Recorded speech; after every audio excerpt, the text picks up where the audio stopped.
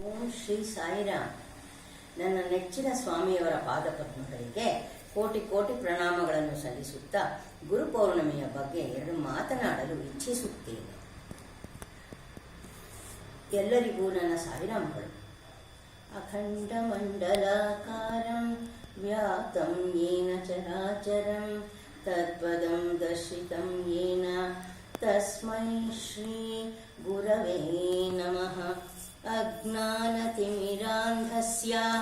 ಜ್ಞಾನಾಂಜನಶಲಾಕಯಾ ಚಕ್ಷುರುನ್ಮೀಲಿತಂ ಯೇನ ತಸ್ಮೈ ಶ್ರೀ ಗುರವೇ ನಮಃ. ಗುರು ಶಬ್ದದಲ್ಲಿ ಗು ಅಜ್ಞಾನವೆಂಬ ಅಂಧಕಾರವನ್ನು ಸೂಚಿಸುತ್ತದೆ. ರು ಎಂದರೆ ಕತ್ತಲೆಯನ್ನು ಹೋಗಲಾಡಿಸಿ ಬೆಳಕನ್ನು ನೀಡುವವನು ಎಂದರ್ಥ.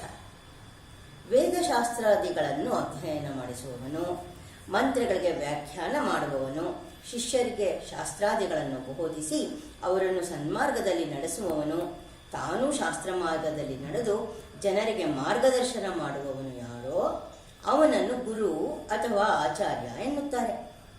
ವೇದ ಮಂತ್ರಗಳನ್ನು ಹೇಳಿಕೊಡದೇ ಇದ್ದರೂ ವೇದ ಪ್ರತಿಪಾದ್ಯವಾದ ಪರಬ್ರಹ್ಮನನ್ನು ಸಾಕ್ಷಾತ್ಕರಿಸಿ ಅದನ್ನು ಅನುಭವಿಸಿ ಶಿಷ್ಯರಿಗೆ ಪರಬ್ರಹ್ಮ ವಿದ್ಯೆಯನ್ನು ಸಂಕ್ರಮಣ ಮಾಡಿಸಿದವನು ಆಚಾರ್ಯನೇ ಆಗುತ್ತಾನೆ.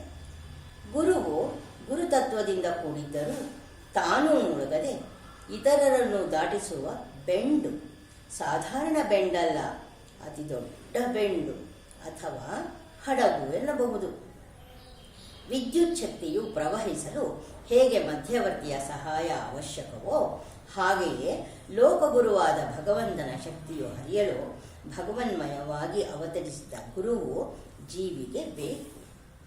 ಜೀವನಕ್ಕೆ ವಿದ್ಯೆಯ ನೆರವು ಇಲ್ಲದಿದ್ದರೆ ಬಾಳಿನ ಹಾದಿ ಸುಗಮವಾಗದು. ನಮ್ಮ ಗುರಿಯನ್ನು ತಲುಪಲು ಅರಿವಿನ ಬೀಜವನ್ನು ನಮ್ಮಲ್ಲಿ ಬಿತ್ತುವವನೇ ಗುರು. ದಕ್ಷಿಣಾಮೂರ್ತಿಯನ್ನು ಆದಿಗುರು ಎಂದು ನಮ್ಮ ಪರಂಪರೆಯಲ್ಲಿ ಸ್ವೀಕರಿಸಲಾಗಿದೆ. ಲೌಕಿಕ ವಿದ್ಯೆಯನ್ನು ನೀಡಿದ ಗುರುಗಳಿಗೆ ಕೃತಜ್ಞತೆಯನ್ನು ಸಲ್ಲಿಸಬೇಕಾದ್ದು ನಮ್ಮ ಆದ್ಯ ಕರ್ತವ್ಯ. ಹೀಗಾಗಿ ಎಲ್ಲ ಗುರುಗಳನ್ನು ಆರಾಧಿಸುವ ಪರ್ವದಿನವೇ ಗುರು ಪೌರ್ಣಿಮಾ. ಇದು ಕೇವಲ ವೈದಿಕ ಸಂಪ್ರದಾಯಕ್ಕಷ್ಟೇ ಸೀಮಿತವಲ್ಲ. ಜೈನ, ಬೌದ್ಧ ಧರ್ಮದವರು ಗುರು ಪೌರ್ಣಿಮೆಯನ್ನು ಆಚರಿಸುತ್ತಾರೆ. ಸಿದ್ಧಾರ್ಥನಾಗಿದ್ದವನು ಬುದ್ಧನಾಗಿ ಮೊದಲ ಪ್ರವಚನವನ್ನು ನೀಡಿದ ದಿನವೇ ಆಷಾಢ ಹುಣ್ಣಿಮೆ. ಪ್ರಾಚೀನ ಕಾಲದಲ್ಲಿ ವಿದ್ಯೆ ಲೌಕಿಕ ಮಾರ್ಗಕ್ಕೆ ಮಾತ್ರ ಸೀಮಿತವಾಗಿತ್ತು, ಅದಲ್ಲದೆ ಮುಕ್ತಿ ಮಾರ್ಗಕ್ಕೂ ಸೀಮಿತವಾಗಿತ್ತು. ಸಾವಿದ್ಯಾ ವಿಮುಕ್ತಯೇ ನಹಿ ಜ್ಞಾನೇನ ಸದೃಶಂ ಪವಿತ್ರಮಿಹ ವಿದ್ಯತೆ ಎಂಬುದ ಮಾತುಗಳು ಇದಕ್ಕೆ ಸಾಕ್ಷಿಯಾಗಿವೆ. ಶ್ರೀಕೃಷ್ಣನು ಮುನಿಗಳಲ್ಲಿ ವ್ಯಾಸಮುನಿಯೇ ನಾನು ಎಂದಿದ್ದಾನೆ. ಗುರು ಪೌರ್ಣಮಿಯನ್ನು ವ್ಯಾಸ ಪೌರ್ಣಮಿ ಎಂದು ಕರೆಯುತ್ತಾರೆ. ವ್ಯಾಸರು ಜನಿಸಿದ ಆಷಾಢ ಶುಕ್ಲ ಪೌರ್ಣಮಿಯೇ ಗುರು ಪೌರ್ಣಮಿ. ಜಗತ್ತಿನ ಹಿತಕ್ಕಾಗಿ ಗೋಜಲಾಗಿದ್ದ ವೇದಗಳನ್ನು 4 ಭಾಗಗಳನ್ನಾಗಿ ವಿಂಗಡಿಸಿ ವ್ಯಾಸರು ತಮ್ಮ 4 ಶಿಷ್ಯರಾದ ಪೈಲ, ವೈಶಂಪಾಯನ, ಜೈಮಿನಿ, ಸುಮಂತರಿಗೆ ಕೊಡುತ್ತಾರೆ. ಹೀಗಾಗಿ ವೇದಾಧ್ಯಯನ ಲೋಕದಲ್ಲಿ ಸುಲಭವಾಗುತ್ತದೆ. ಅದರಿಂದ ವ್ಯಾಸಾಯ ವಿಷ್ಣುರೂಪಾಯ ವ್ಯಾಸರೂಪಾಯ ವಿಷ್ಣವೇ ನಮೋ ವೈ ಬ್ರಹ್ಮನಿದಯೇ ವಾಸಿಷ್ಠಾಯ ನಮೋ ನಮಃ ಎಂದಿದ್ದಾರೆ. ಕೃಷ್ಣ ಪರಮಾತ್ಮನೇ ವ್ಯಾಸರನ್ನು ತನ್ನ ಮಹಾವಿಭೂತಿ ಎಂದು ಘೋಷಣೆ ಮಾಡುತ್ತಾನೆ. ವ್ಯಾಸರು ಸತ್ಯವತಿ ಪರಾಶರರ ಮಗನಾಗಿ ದ್ವೀಪದಲ್ಲಿ ಜನಿಸಿದ್ದರಿಂದ ಅವರಿಗೆ ಕೃಷ್ಣ ದ್ವೈಪಾಯನನೆಂದು ಹೆಸರಿದೆ. ಇವರಿಗೆ ಪಾರಾಶರ್ಯ, ಬಾದರಾಯಣ, ವೇದವ್ಯಾಸ ಎಂಬ ಹೆಸರುಗಳು ಇವೆ. ಕೃಷ್ಣ ದ್ವೈಪಾಯನಂ ವಿದ್ಧಿ ಸಾಕ್ಷಾತ್ ನಾರಾಯಣಂ ನೃಪ. ಅದರಿಂದ ಗೀತೆಯಲ್ಲಿ ವ್ಯಾಸಂ ವಸಿಷ್ಠ ನಪ್ತಾರಂ ಶಕ್ತೈ ಪೌತ್ರಮ ಕಲ್ಮಷಂ ಪರಾಶರಾತ್ಮಜಂ ವಂದೇ ಶುಕತಾತಂ ತಪೋನಿಧಿಂ ಎಂದು ಹೇಳಿದೆ.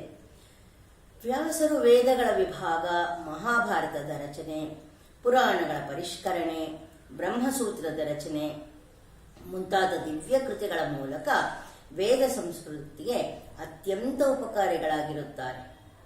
ಆದರೂ ಈ ಮಹಾತ್ಮರು ಅಶಾಂತಿಯಿಂದ ತೊಳಲಾಡುತ್ತಿದ್ದಾಗ ಅವರಿಗೆ ಭಾಗವತವನ್ನು ಬರೆಯಲು ನಾರದರು ಸೂಚಿಸುತ್ತಾರೆ. ಹೀಗಾಗಿ ಅದರಿಂದ ವ್ಯಾಸರಿಗೆ ಶಾಂತಿ ಆನಂದ ದೊರಕುತ್ತದೆ. ಅಲ್ಲದೆ ಲೋಕಕ್ಕೆ ಶ್ರೀಕೃಷ್ಣನ ಅವತಾರದ ಲೀಲೆಗಳೂ ದೊರಕುತ್ತದೆ. ಶಿಶುನಾಳ ಶರೀಫರು ಹಾಕಿದ ಜನಿವಾರವ ನೂಕಿದ ಭವಭಾರವ ಎಂದಿದ್ದಾರೆ.